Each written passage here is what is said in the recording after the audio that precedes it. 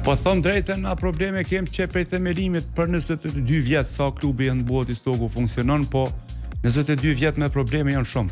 E vërtetë. Edhe me problemet më bazike, siç janë domethënë mungesa e infrastrukturës sportive, që është kushti themelor për zhvillimin e sportistëve, sidomos trajnerëve.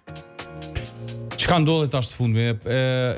Duhet me një njoftim i Stokut që e lat hapur mundësinë e tërheqjes komplet nga garat.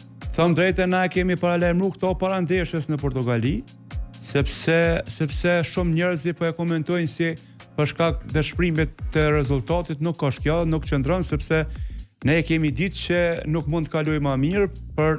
Edhe keni njoft kush është Madera, vëlla. E kemi ditë për dy arsye. Njëra ka qenë arsyeja që skuadra që nuk stërvit 3 javë pranë ndeshjet niveli i tillë të rundit 3 Kupës së Evropës nuk mundet me luajtë mirë.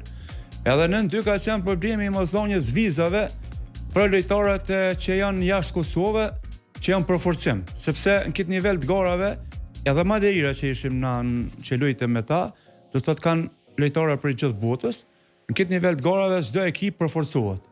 Në momentin që ekipa përforcohet me lojtarë nga jashtë, do të thotë fjala për forcim që i merr disa lojtarë që mund me bë diferencë. Me shtu kvalitet. Me shtu kvalitet. Ne nuk e kemi pas, domethënë, atë mundësi.